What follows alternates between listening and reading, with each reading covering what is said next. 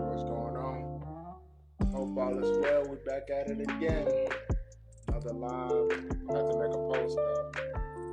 It's all good. Sorry for the late start.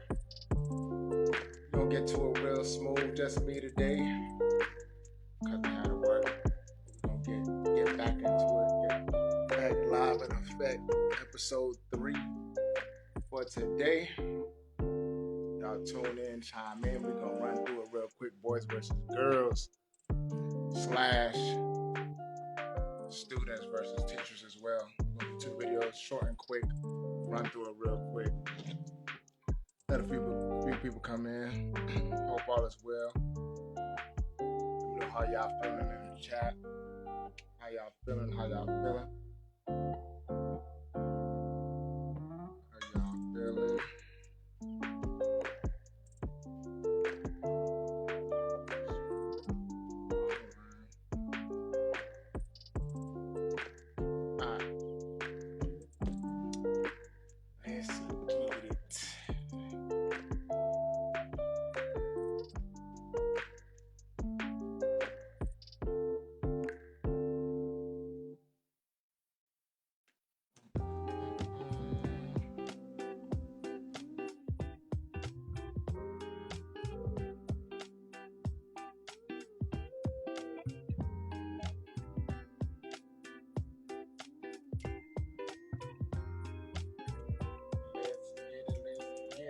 Cuzzo, what's going on? Hope all is well. We gonna get started soon, y'all.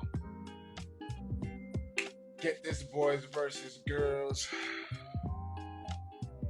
teachers versus student video reaction going on real quick. 2 more minutes, we're gonna jump right into it. 1 minute, 2 minutes really. I'll make this post. No comment,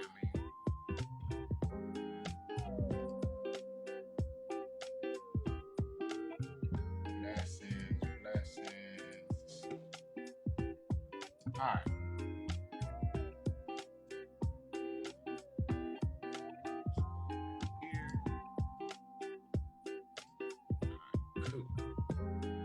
Cool.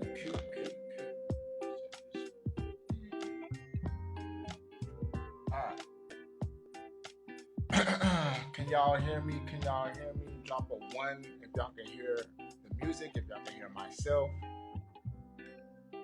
Just so I know my sounds is good through the lives. Let me know in the chat. I hope y'all can hear me.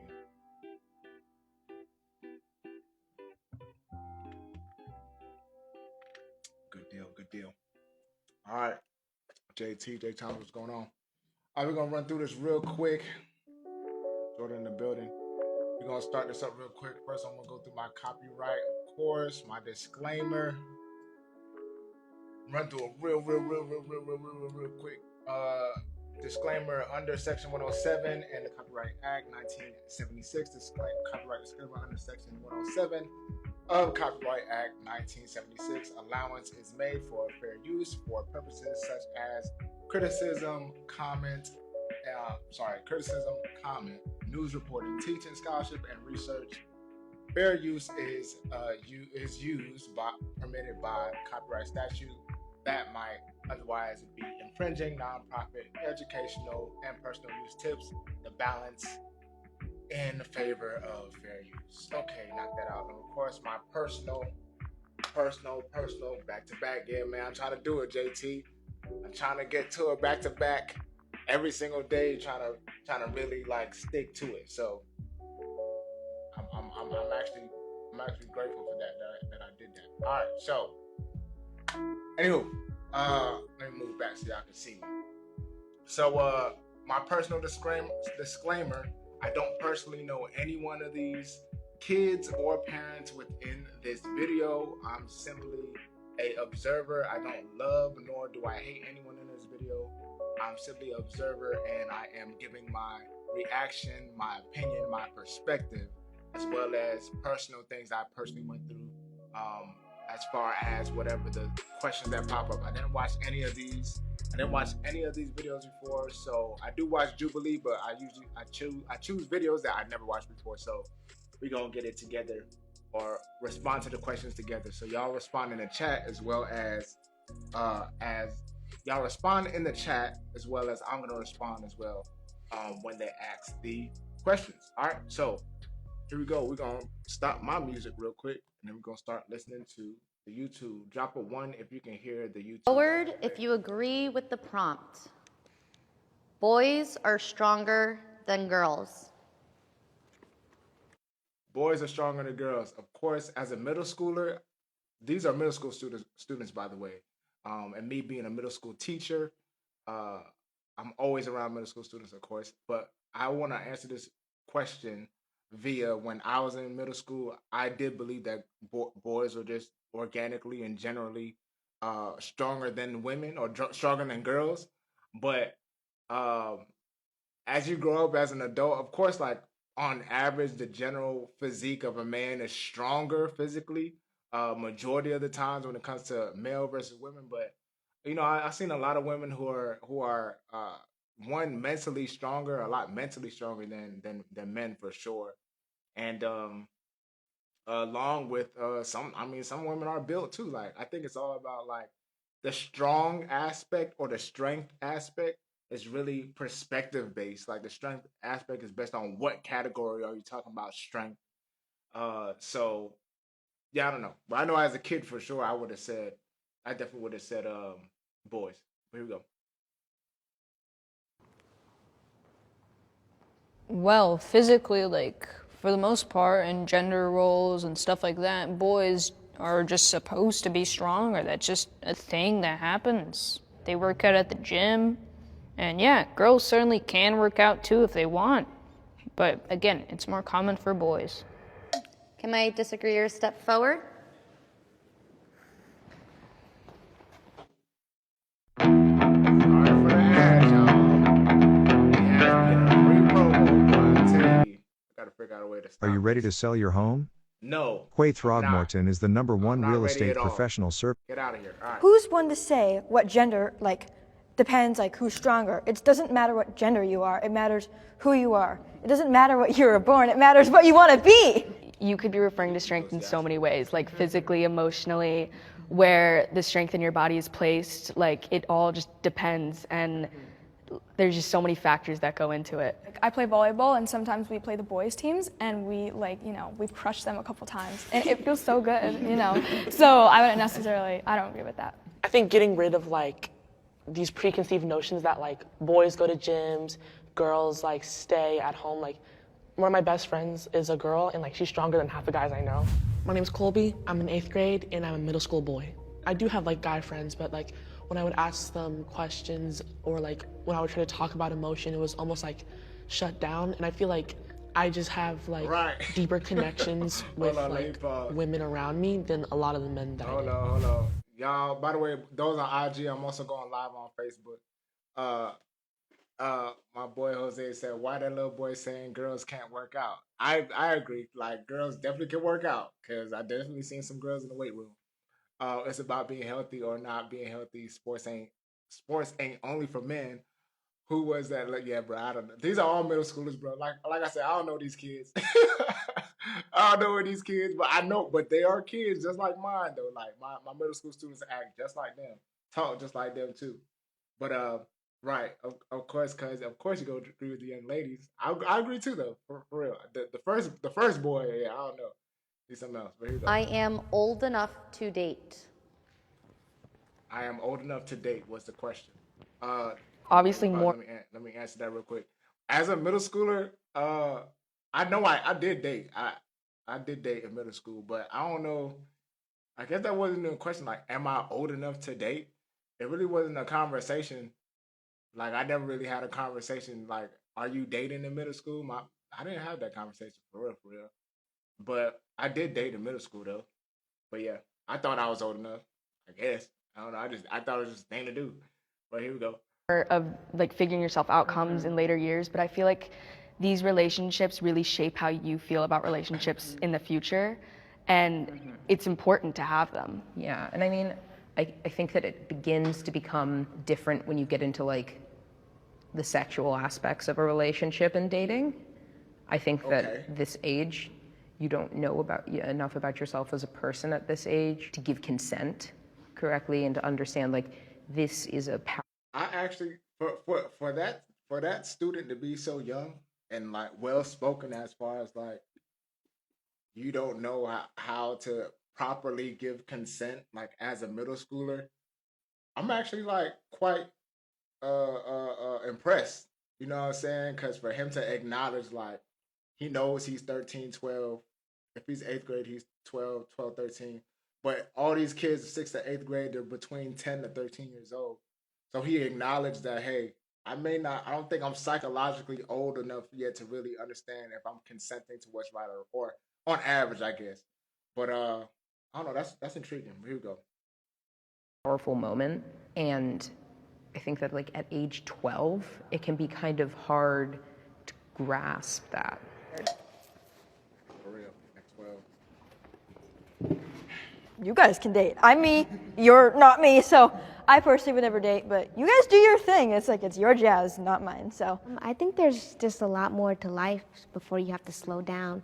Like I want to ride my bike in the middle of the street and then binge eat popsicles and watch my favorite TV show before I have to slow down, which I have 7 more years before I'm officially an adult. So I think I want to experience life before I stop all that.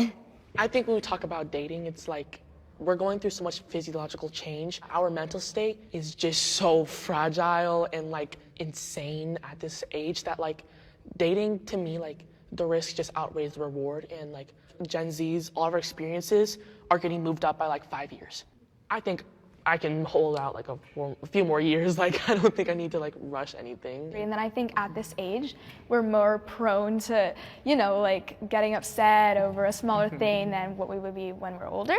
And then I also think if like, someone at our age is gonna date, it should be something, light and fun, not anything serious. I feel like dating is more like emotionally focused at our age, and then being like sexually active while dating is like a whole other topic. Well, like both people should be present and aware and almost like constantly aware of how they're feeling with one another in order for it to be a safe, healthy relationship. Well, I mean, either way, if you were to date, like, even in the middle of, like, for example, middle school, most of the time it wouldn't work out. So there's no reason to, like, purposely, like, do everything you can to uphold it. Either way, it's not really gonna work. It's just a good experience to start yourself and prepare for the future. Hi, I'm Gordon. I'm in 6th grade, and I'm a middle school boy.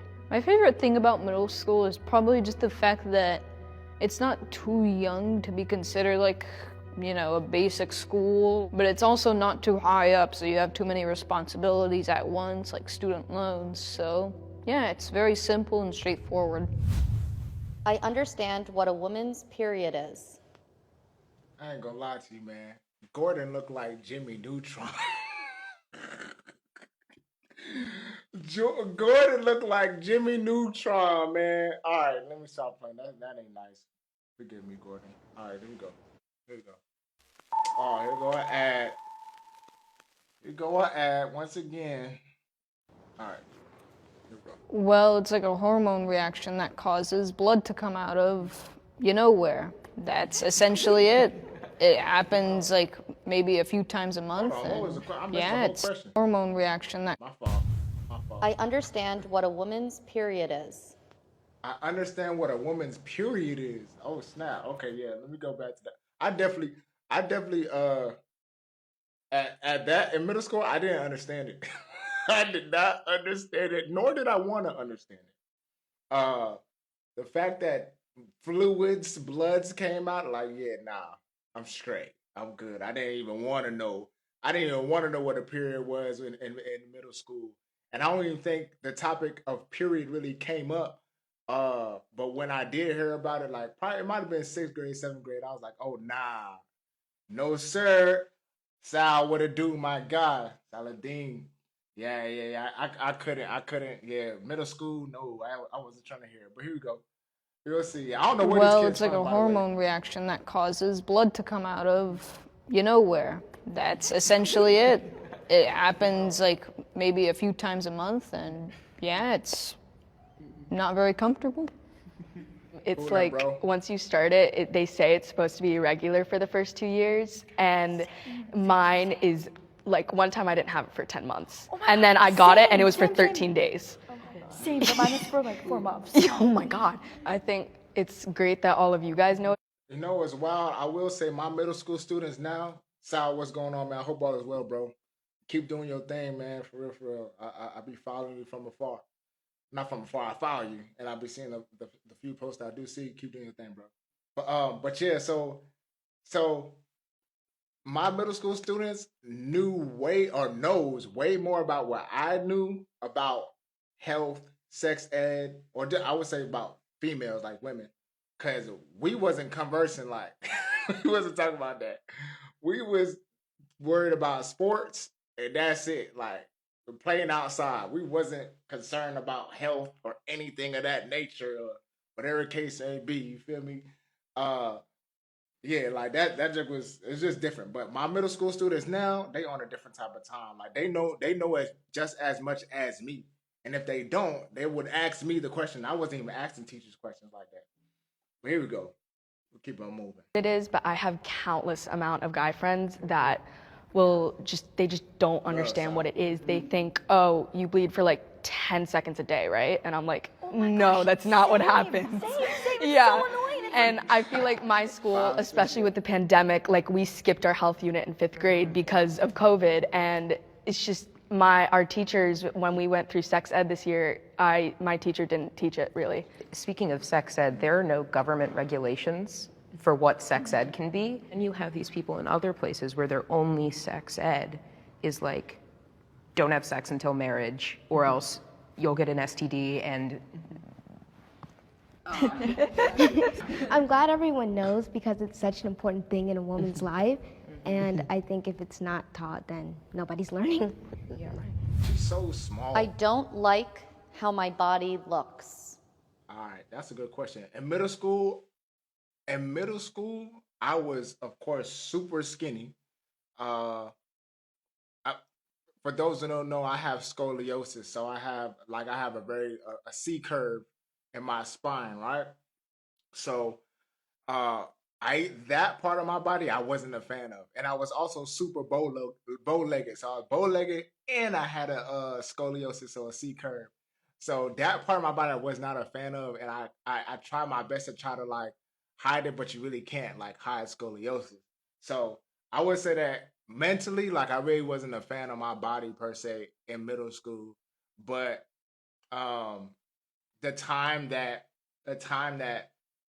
I basically there was an opportunity for me to get surgery to straighten up my back. So basically, they would have put rods in my 2 rods in my spine to straighten it up.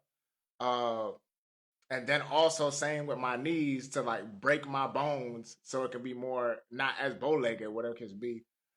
The loss of that though was I wouldn't be able to play football if I got the surgery from my spine, and I would have to sit out a year or 2 years to run track. And I was like, oh nah. So that kind of was like, well, I'm gonna just accept my body for what it is, and then that's what it was. He did, but yeah, definitely middle school. I wasn't too much of a fan of my body, but yeah, I love it now though for sure. Here you go. And I think if it's not taught, then nobody's learning. Yeah, right. I don't like how my body looks.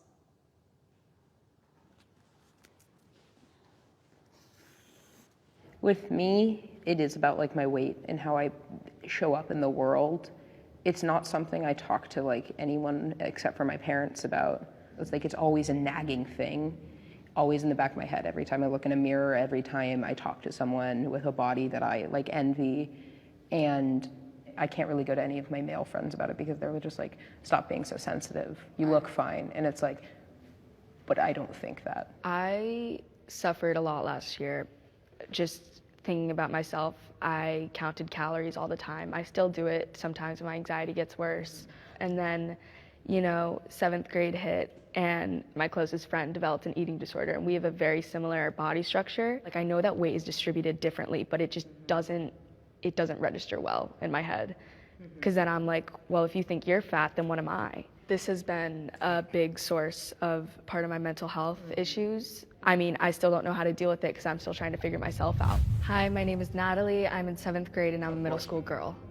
I have friends who I know they don't pressure me into it, but it's just like when they go out wearing like these like Lululemon crop tops, I don't feel like I don't want to wear that kind of stuff. You know, it definitely feeds into my body image issues. I think it doesn't really matter about like the looks. I think it really matters about like personality, yeah. I used to have really bad body That's a good dysmorphia, mindset.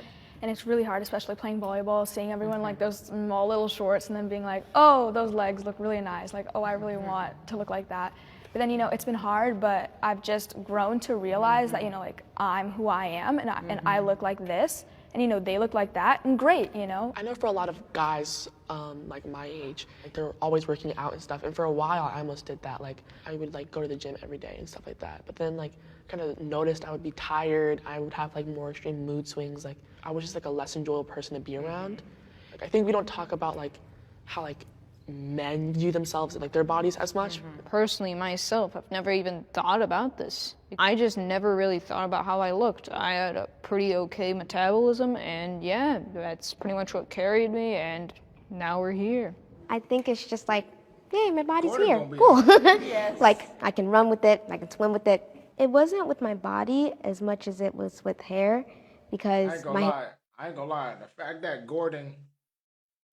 that Gordon is talking about metabolism in middle school, yeah, he gonna be alright. His health gonna be perfectly fine. Like he know what's going on with his body. A lot of my kids would not even say that word, to be honest. Shout out to Gordon. hair obviously look different from your hair. So when I was younger, I straightened my hair once, and everyone had straight hair, and I was just like, I want straight hair. I want to look like her. She has pretty hair.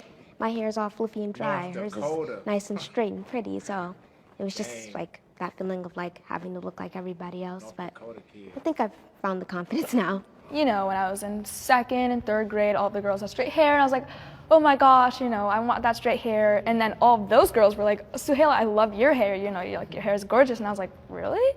And then I was just, you know, like I started to actually appreciate my hair. It's a part of like who I am, and that's a beautiful part of who I am. And your hair is gorgeous, by the way. You have really great hair. I feel like I understand my sexual orientation.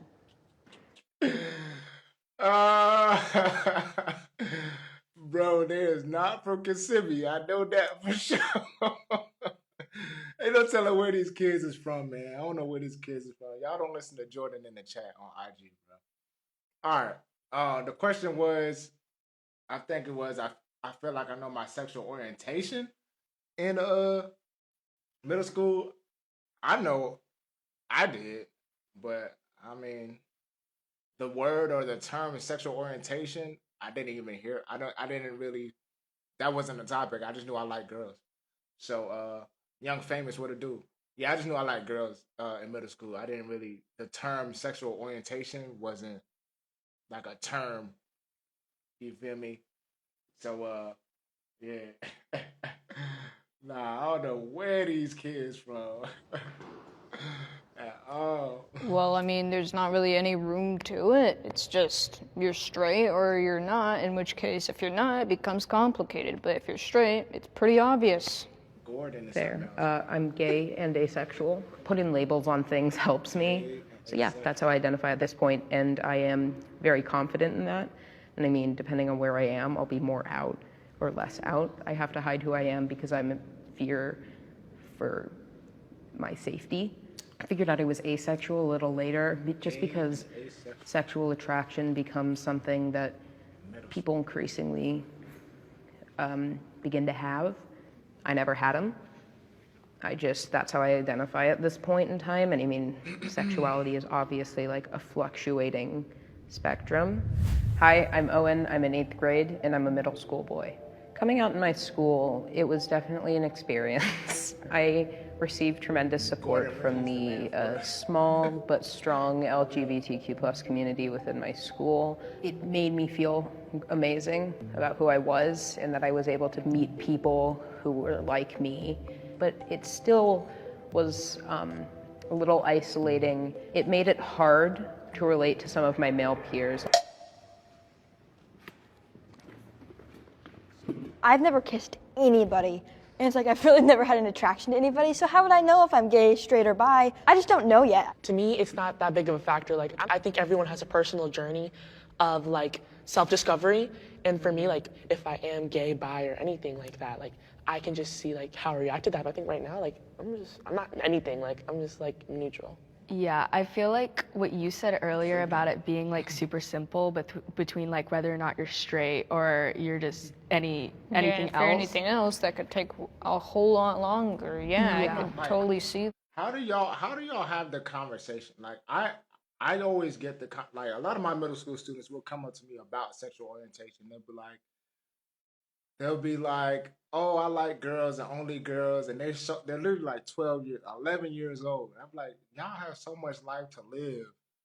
Like y'all don't know what truthfully y'all really want. But I'm not a parent, so of course I get them. My kids. I see them 45 minutes a day per se in class. But those who got kids, like how do you or how would you interact or have that conversation with a 10-year-old like that you see every day in your room and you're raising them type deal? Let me know in the comments, but here we go. We'll keep going. I feel like it's even hard to sometimes know if you're straight. Like there's just like this like time where I feel like middle school and high school is mostly that time where you just don't know where you are, and most people find it in college. So it's just like, I personally have not defined myself because I don't know myself. We have a leadership class that likes going through LGBTQ stuff right now. And I'm thinking you can't really know if you're gonna be like bi, gay, straight. It doesn't really matter. You don't know until you get like older. That's really my opinion. Yeah, I agree. I really agree with you. I disagree with the stipulation that you have to be older to understand. I'm saying everyone, again, has their own personal journey. I can look back and see moments where I was attracted to men when I was like in kindergarten.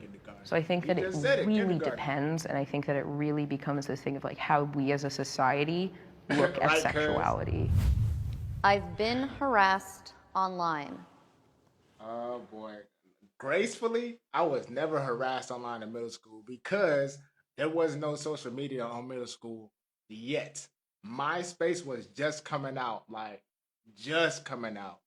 But yeah, gracefully, I didn't have to deal with the foolery that these kids are dealing with now when it comes to online harassment or online anything that they're dealing with in middle school. So yeah, I can't answer this question. Or I never been because I didn't have the opportunity. It was because of my race. I'm like originally from like a really white area in the South, and I was like the only black person in my whole like elementary school. And this kid somehow like found like my Instagram or something and just started calling me the N-word. I think I was like 8 or 9. And I think it affected me because like I started like talking less like in like my class, and I just felt like almost like alone. And like when I would try to tell like some friends I had at the time, like they didn't really like get it because a lot of my friends were also like white, and they just thought that it was like someone playing like a prank. I have a similar experience. I actually have a blog, and in the comment section, someone called me the N-word.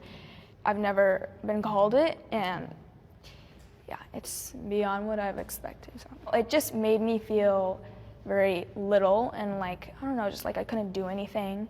And yeah, but cyberbullying especially, it hits the same amount as like if someone was like in person telling you something. So I'm Suhaila. I'm in 8th grade and I'm a middle school girl. Sometimes I'm a little bit scared of bullies, and I've always been, but I'm learning to stick up to bullies because I hate when people just pick on you for a reason that you can't control. Sometimes bullies are, really surprised that I'm speaking up to them because they don't expect someone like me, someone who tries to be kind as much as they can, to stick up to them. So I always see a surprised look on their face, but I know that I'm doing the right thing. For me, it was a different kind of online harassment. It was unsolicited pics that I did not want over Snapchat, and just like That was a your certain fault. person continuing to send me things and then like blackmailing me on things. When I first got my Instagram, like the first year, I posted some photos, and then like the first couple minutes I already started to get harassed by this random person. It just really made me uncomfortable because I didn't know who they were, and it was like really creepy. Well, I mean, I could see why 5 of you have been harassed like that. That's over a half of us. That's because just you don't know who a person is. If they just don't upload a picture, don't choose a name, anything like that. The thought of being able to completely go like incognito, nobody knows who you are, so you can't get punished for anything, that gives like these disgusting people like a lot of power, and they want to abuse it. And You don't know who Pickle Jam. Let me tell you something about Gordon, man. I know I made fun of him earlier saying he was Jimmy Neutron, and he looks like Jimmy Neutron, but he's just as smart as Jimmy Neutron too. That boy is way ahead of his time, and you can tell by his brain and also the size of his head. All right, I rock with Gordon. 3000 is it could be your best friend or it could be some pedophile online. You never know, and it's just creepy. It's like, ooh. With me, the person who did that, I actually like went to school with them. Like that was like someone I saw like every day. These people you know become these completely different identities as they begin to just like turn into the worst versions of themselves. They give in to their worst compulsions because they know as soon as I'm done, I'll just delete it and no one can ever know. You have no accountability. I'm excited for the future. Was I excited for the future in middle school? I don't know. I really wasn't even thinking about the future in middle school, to be honest. Like, I was just playing ball. I guess I could say I was excited. I was excited to get out of K through 12. I was excited to leave school and be done with school. I definitely was excited for that in middle school, but I don't think I was like thinking about future. All I wanted to do was play in the NFL or run track in the Olympics. That's pretty the only things I was thinking about. I wasn't thinking about nothing that I'm doing now. But yeah. All right, let's see what they say.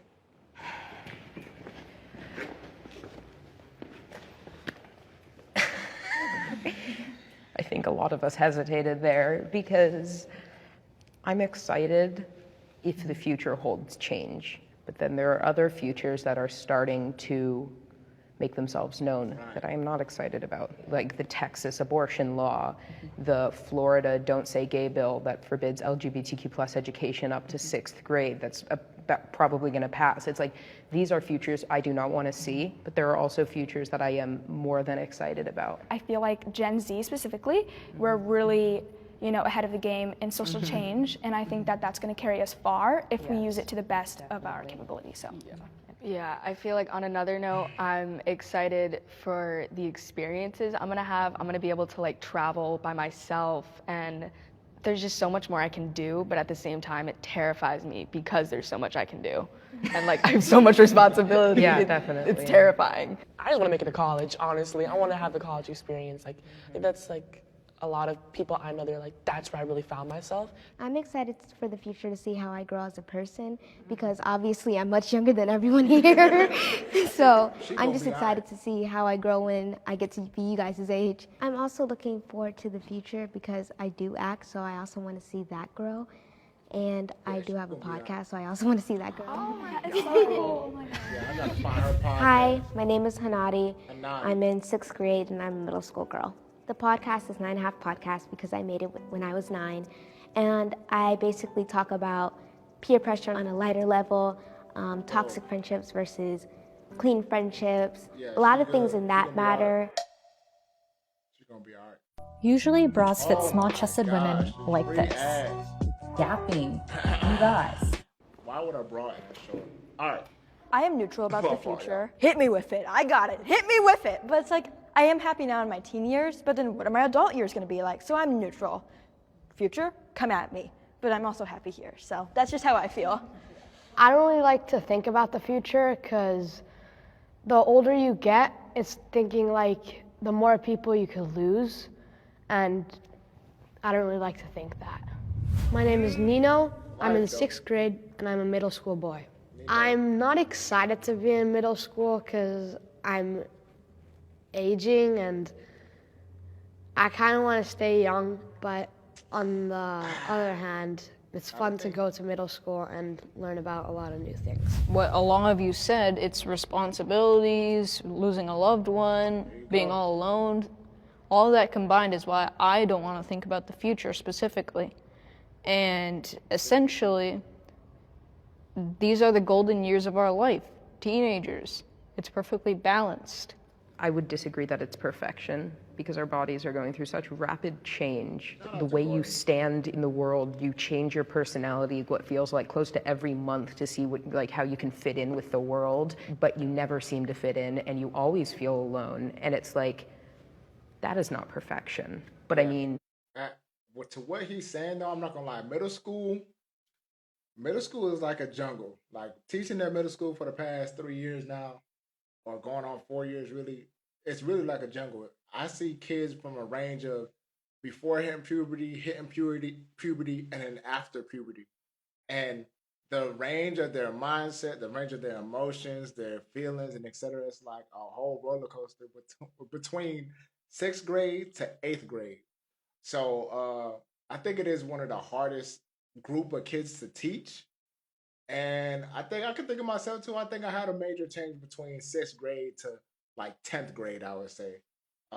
For sure, because you're just growing. So it is pretty tough. But Gordon got it right.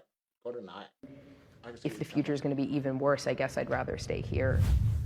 I believe my friendships will last forever. I think my friendships will last forever.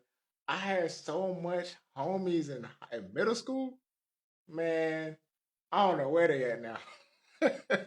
I don't know what they do with their life right now, man. I thought we was gonna be clicked up for days. Nah, I got a few homies from afar. You know what I mean? And my people from high school a little bit closer. And my people from college a little bit closer. But man, middle school, I don't know what everybody doing. We was clicked up though, for sure. I didn't think it was going. I thought it would last forever, but definitely not a thing. I have like really close friends. We've been friends together like for a long time already. I remember one of them asked me to come to like a sleepover. It was kind of like a huge thing because like that was the first time I ever had any sleepover. Like those are bonds that are gonna like hold us together like forever. And I know that like a lot of people I'm friends with now, like I won't be friends with them forever, but I feel like there are people in my life that we're always gonna be together because like that's my person right there. Like they've been through like with me like thick and thin. And I have this one friend that I'm allowed to go to her house, and her family is really sweet to me. She's really sweet to me, so I honestly think it will last very, very long. My current best friend, like the person that I go to for literally everything, we went through a really rough patch this year. We weren't really talking very much for a good 3 months. And there was a while where neither of us knew if we were ever going to be friends again because we told each other that we just kind of needed a break.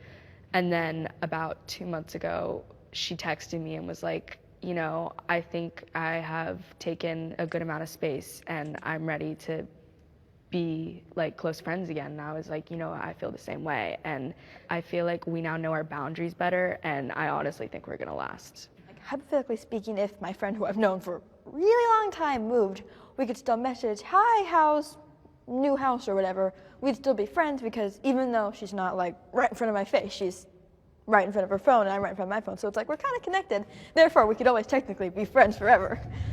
I'm Olivia. I'm in 8th grade and I'm a middle school girl. Some things I love about my friendships in middle school is the connection we have. The fact that we went from elementary school to middle school is this big transition. It's like we see each other growing up. As we grow, we learn more amazing things and our bond grows so much more. It's just amazing. I love it. Doesn't last long, sweetheart. Doesn't last too long. No, I'm playing. I remember having like a bunch of great friends in like preschool, kindergarten, and now it's been years and I don't know where they live. We're not even in contact anymore. Yeah. Like my mom has their phone number, but we haven't been in contact, so I don't think friendships like last forever. They can, but like sometimes you're not in touch or.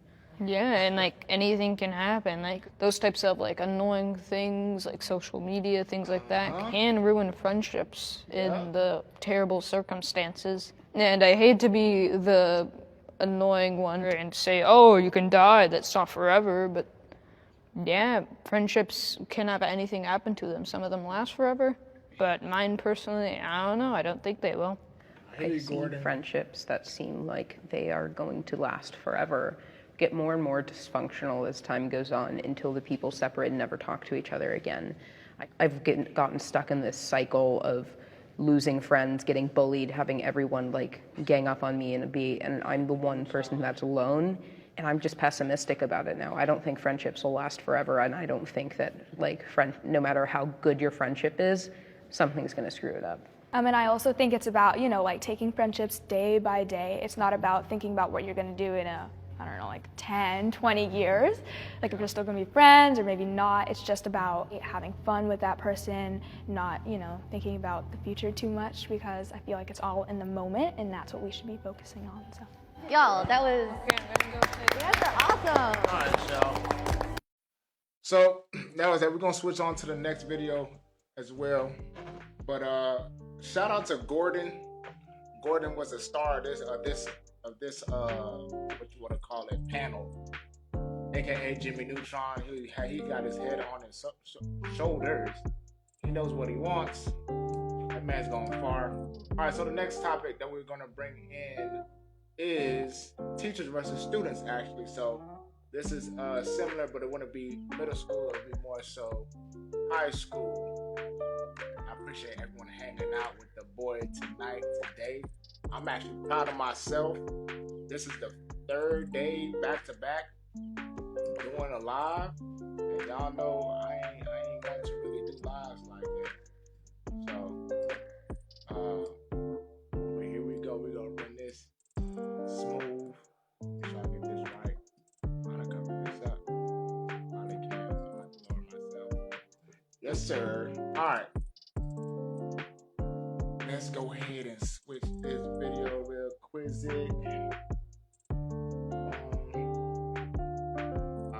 I've definitely had experiences where it's like teachers could care less. Santa Monica. Harassment and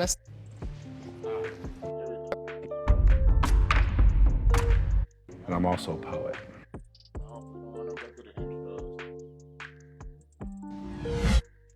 They be flagging my video on YouTube when I upload. All right, here we go.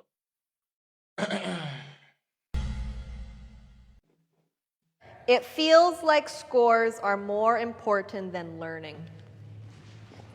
I agree.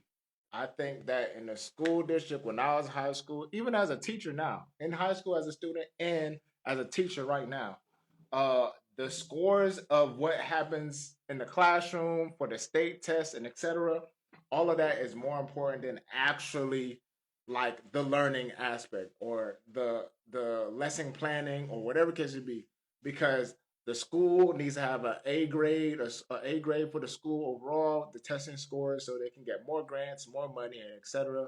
No school wants to be a D school, so they make you do certain things. They take kids out of curriculums, take kids out of certain classes to put them in two periods of reading. For me, it was an example of me. I had in my freshman year of high school, I had 2 periods of reading and 2 periods of math because of my testing scores. Yeah, it was wild, but see what they say. Something doesn't quite fit. A normal foot shape today is not. We get it. All right. I definitely think as a math teacher, data is like extremely important. And I know that when I was teaching in the charter system, it was to the point that I think as teachers, we would almost be like pitted against each other based on like how successful our classes were. And I started to realize that if I didn't care about the students' learning and their well-being, it didn't matter what they scored, because it was kind of like the score wasn't always representative of what the student knew. Was it scores or sports? Scores. Scores, okay. I thought it was sports. Everyone is a human. You can't just put a number to that person. It just doesn't make sense. It's amazing because I'm one of those kids with like test anxiety.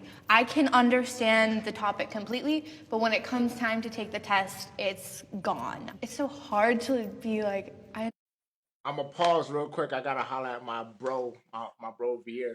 So, Havo, listen, bro, you can, but you have to call through the Ecamm Live. So the same link that I gave you, you have to do that. But you can come through on because I still got the interview on. So you do that and set it up, and then we can try it out as I'm on the live right now because you'll be on the live and you'll pop up on the screen.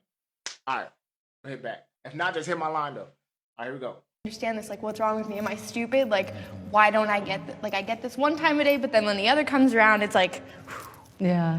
I mean, Quizlet saved my life. I'm not gonna lie, it saved my life. I used Quizlet, I used Khan Academy when I was stressed out, when I was feeling as if I was gonna break down. I used it. It was a good resource for me.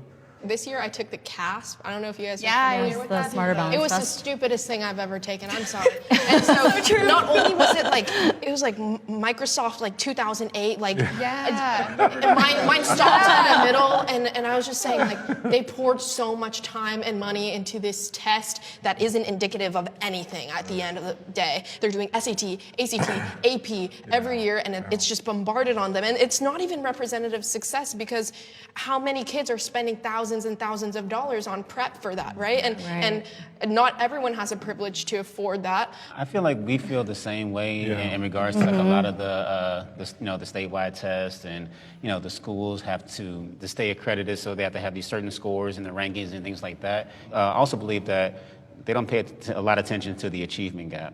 And we have the achievement gap consists of mostly African Americans, students with special needs. They're focusing on these different tests to make sure we have these scores, but not putting the resources in place to make sure those students are successful as well so they can contribute to those scores.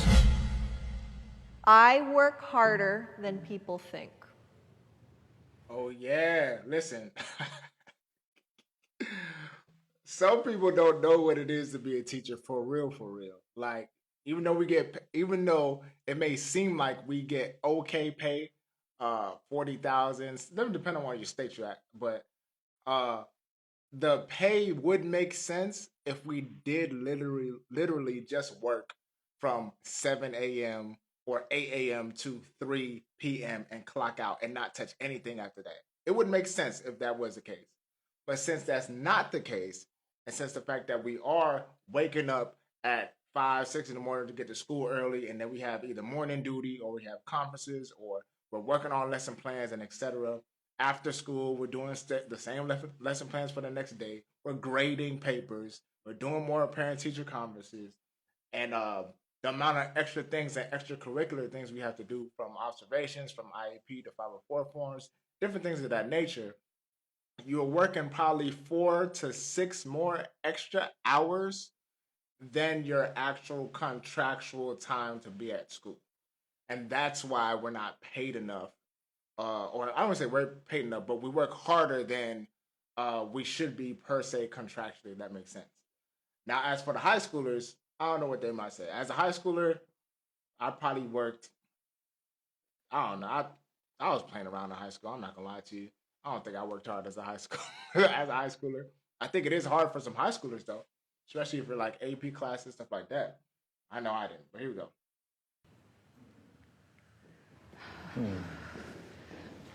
I had to really think about that. I know, same. I was like, I pretty much worked my ass off for all my senior year, and I really wish that my teachers would actually see that when I had an assignment turned in, I would do it right away. I agree with that. I think it's not visible the amount of work that goes on behind it. Like if I would maybe complain, talk about workload, what I had to do, it would be the response from my parents. Although they're very understanding, it's I came to this country with this amount of money, I worked 3 jobs, and I understand that. But we also need to understand that the college admissions process has changed dramatically, right? The choices you make at age 13 are indicative of what happens where you go. For me, on a daily basis or school life, my day consists of after school. Once school is out, I do home instruction for the district for kids who can't make it to school. I also have a private tutoring service. Then I have a 6-year-old and a 3-month-old. So then I'm up to 12, 1 in the morning, just returning emails, talking to parents. And when parents call, that's one thing I forgot to say. I'm a teacher without no kids. I take my hat off to any parent, mom, father who has a child to come home to and take care of that same. If you're teaching I don't know how elementary teachers teach 22 to 30 kids every single day and then come home and then have to cater to those same age ranges. It's the most any age range to be honest, but that's wild to me because it's like 24/7 you're babysitting. Because I taught K through 5 my first year teaching, and you're babysitting. You're not really teaching. You're babysitting. You're doing everything that a babysitter would do, and you also have to meet the requirements of what you're teaching the kid too. So I don't know how parents and mothers and fathers do it as teachers. I couldn't be one. Want to talk? It's like an hour conversation. So everyone works so hard, and you know, people they don't see they see the fruits of it, but they don't see all the hard work that you put into it. You know. I've been using social media to kind of interact with my students. So I have like Instagram live tutoring for kids who can't do tutoring after school. But I never realized that opened a whole door of like interactions and like them reaching out to me that is much harder than the basic just them coming after school and then they go home.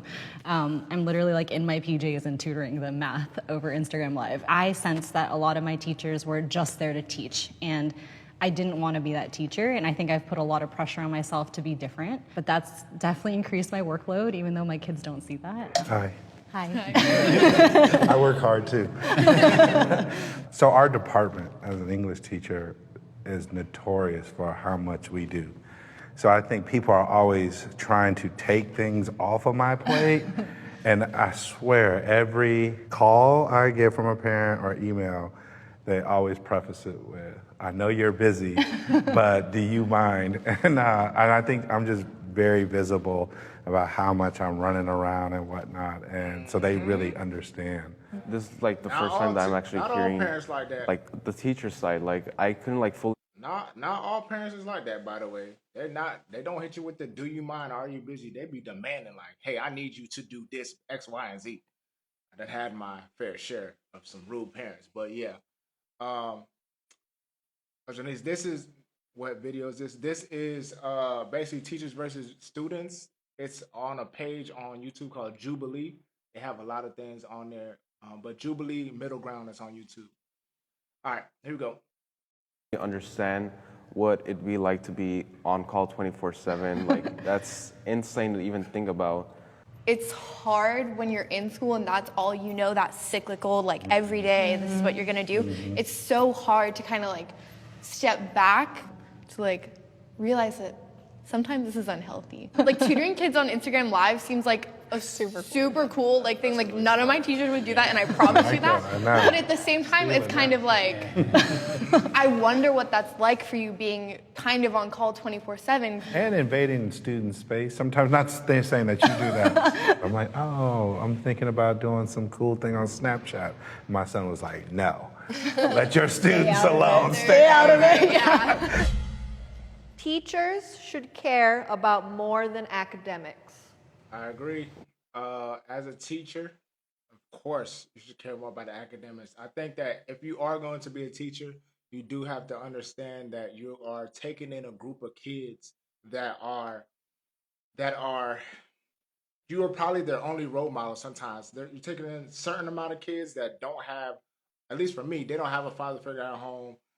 Certain people don't come in, certain kids are coming from a foster care. So you are in a space in a school district or a school where it may be their safe haven, and they come to your class and that may be their favorite class, and you're their biggest role model or biggest influence. So if you just cared about the academics, not really learning what they like, what they do, what they want to be, what their struggles are, what's their home situation like, all of these things that will not only cater to them as having that teacher student engagement and increase their academics as well, because they build that rapport with you, but also having an understanding that a lot of these kids don't have structure at home. A lot of these kids also don't have a lot of, depending on the school district that you're living in and the families that they're coming from. You got to think that a kid, I know for me, and I have both my parents in my life, but I just want to give an example of the time or amount of time that was spent with an adult for me, right? Or my parents. So both my parents worked. My mom worked at nighttime. My dad worked during the daytime.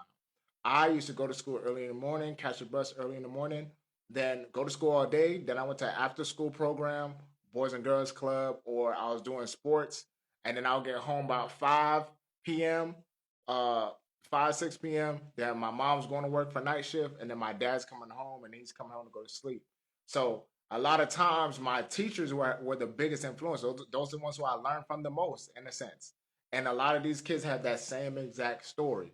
So you have a huge impact as an instructor, as a teacher, especially as your elementary teacher. They see you all day. As a middle school and high school teacher, you see the students 45 minutes, every day per period. But in the same sense, those 45 minutes, you have a major impact. Sometimes I get kids. I'm the first person they see in the day, so I'm either gonna brighten their day or I'm gonna make their day the worst as it starts off. Or when it comes to my 8th period, they might have been having a worse day or a horrible day, and my class is a class for them to de-stress because I have an understanding that they had a tough day. They're willing and open to talk to me because I opened up that door for them to express themselves, and I'm not gonna trip or I'm not gonna force them to do work because they had a bad day or whatever the case may be. So teachers have an impact, a major impact, and I think that teachers should take the job with that attitude and not the attitude of just I'm just here to teach.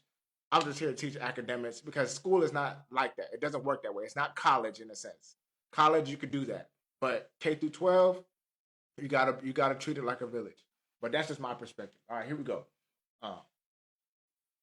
See what they say. I really agree with that. I think something that I've come to learn is that when I'm working with students, mental health is a huge thing that I think as teachers we have to take into consideration, especially because I see it more prevalent, like the struggles. Success is such a relative term, and we have to understand it together and collectively. It's not just like an A, a B. A grade doesn't determine that. So I totally agree with that. The first time I actually got to see a therapist, and I think it's really important to provide these resources in schools, especially for students of color, where this topic like mental health is a taboo in homes. Like the first time I saw a therapist was because my English teacher referred me to one, and I was able to see it on campus. But that's because I had the privilege of having one in my school in the first place. I've definitely had experiences where it's like teachers could care less about what's going on. They don't like to acknowledge the fact that I'm taking 6 other high-level classes, and those all come with 2 to 3 hours of homework a night. You know what? That's a huge misconception, because I know like a bunch of teachers, they're phenomenal and they like really care about the students. But I'll talk to the students and they'll go, "Oh, Mrs. Such and Such, she hates my guts." I'm like, "She doesn't. She speaks highly of you." But Mrs. Such and Such just gives tons of work for some reason, you know? It's not necessarily about the amount of work, but it's also like that teacher-student relationship that you were talking about is, for me, or at least in my own experiences, it's been such a strong divide. I think the harsh reality is, for some people, it's a job and it's your tenure and it's this job security and like your benefits and all of these other things put together, and at the same time, oh my God, this sounds corny, but like students are people too, and, and like we have our own struggles. I felt like just plain out like no one cared about me. My senior year was just like the most stressful thing in my entire life because I would say like I was up to like 2 a.m. trying to get assignments done and study for tests and just trying to pass, because I would say like the last 2 months of my senior year, I genuinely thought that I wasn't going to graduate, and I didn't know how I was going to tell my parents that their youngest kid, their baby, is not going to graduate high school, because I know it would break their hearts. I dealt with a lot of anxiety only because teachers would stack up assignments after assignments after assignments, and you would think that they would realize that, like you said, we're people, we have lives, like we deal with a lot of personal stuff on a daily basis. Yeah, I know what you're saying. Because I came up the same way. I didn't have I got home and it was more like, oh, we had to go pump gas to get food, to put food in the refrigerator and things like that. So I'm trying to do my homework on the bus, before I even make it home. So it was that whole sense as well that school wasn't my first priority. So I try to understand that, especially students that are typically struggling, behind on assignments and things like that. I try to do stuff like modify or excuse. I'm that teacher though, I'm real big on making sure they all have their materials. My mother worked at my school so I could go there, so I'm real big on your parents put in so much, so the least you can do is just come in prepared, right? And so this kid was like, he didn't have his stuff, so he wanted to talk to me outside, and I was just going in on him. You know the rules, this. He was like, "Mr. Brown, my father died yesterday. I'm here because I can't be at home. but I wanted to tell you that I didn't have my stuff. And we both just broke down. And it just broke me because it's like, here I am trying to tell him what's important for my class. And the only reason why he was there, because of how he felt about me. And he knew he would feel good in my class, way better than being at home. And it just taught me so much. Detention is not an effective form of punishment. Detention is like subjective. I'm not gonna lie to you. I think it works for some kids, and it doesn't work for some kids. In middle school, for me, I didn't really get much detention. I used to get lunch detention. Barely got after school detention. I used to get, when I got in trouble, I got Saturday school. So those were effective. Cause I couldn't stand Saturday school, but detention, it was like whatever. But I don't think it's effective for the simple fact a lot of these kids don't care. They really don't care. Sometimes they be in detention on their phones. So now I don't think it really matter, but I don't know. I don't think it's effective for real. My fault, though. Everybody trying to go Niagara Falls. All right, here we go. I'm trying to think of a joke about the Breakfast Club or something. I remember as a student numerous times being in detention, and I would get out of detention and it just feels like I just lost. I could have been in the classroom learning. I think it takes the student away from the learning. At our school, we don't even do the detention anymore. We have like circles and things like that, so if there is a problem, we'll like a restorative circle? Restorative justice, yeah. We'll kind of like talk the problems out, what we can do next time.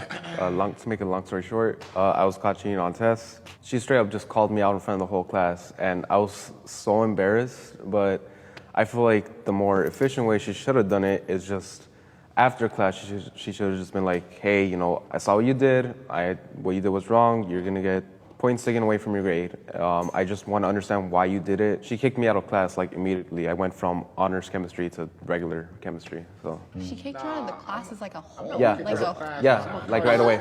Yeah, it's stupid. Yeah, I just felt like she had given up on me, and that's not something I feel like teachers should do. I want to kick you out. What you say really matters, and it really impacts us. And hearing how you would like champion a student or make sure that they're being heard, that's super important. And I think that or at least in my experience, I've lacked teachers like that. I work with a lot of freshmen that they struggle with the most is avocation. I'll go, why you didn't talk to your teacher about this grade? They're scared, like she's mean. Or I always tell kids at the beginning of the school year, your parents trusted me enough to drop you off here for 7 hours, so you're just like my kid. I got to treat you like my kid. So our relationship is important. I love the fact that you have like a one-on-one relationship with your students, with you two. I thank you guys for being the teachers who you are.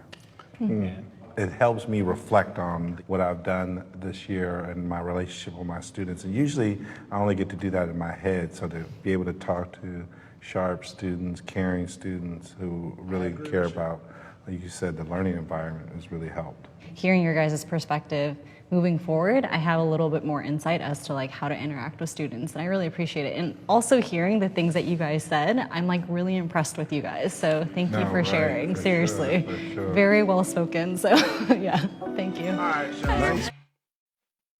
Listen, today was a short show. Very, very, very short. So we only did 2 episodes. Only did 2 episodes today. Get this out of here. I appreciate everybody who chimed in, checked in. It means a lot per usual. For those who want to see, who came in late, want to see the full live stream, subscribe to this channel here on my Instagram. They'll have the subscribe button on my on the top of my page, and then some of the live streams will be on YouTube, but not all. But overall, I appreciate everyone chiming in, kicking it, and it means a lot to me. So I try to do it every day. I'm proud of myself. I did this 3 days in a row, 4 days in a row, really. Probably going on 5, but I've been back to back. But tomorrow I'm gonna try and come back with another set of topics and another set of videos and another show for y'all. And my cousin may be on here, hopefully. JJ Carter, which is the other half of Too Cool Podcast. But if it's just me, I'm gonna run it. I'm gonna thug it out. So, anywho's, I appreciate all of y'all. If you want to support me as far as clothing, I got my That's Life clothing line back up. You just hit view shop on my Instagram page and you'll see 2 designs right now. I'm uploading one every week. I gotta upload 2 this week. I didn't do one last week, but you got a That's Life shirt and you got the Intellectual Conversations Only. Once again, I appreciate everyone who supports. Once again, I appreciate everyone who supports. I'm grateful for everybody. And I see y'all around the same time. I usually go live between 5 to 7 p.m. Eastern every day. I'm gonna try to do every day until I got enough content, really. So yeah, I see y'all when y'all see y'all. I see y'all when I see y'all. And y'all have an amazing night. Be blissful, be peaceful, drink water, stay warm. Peace.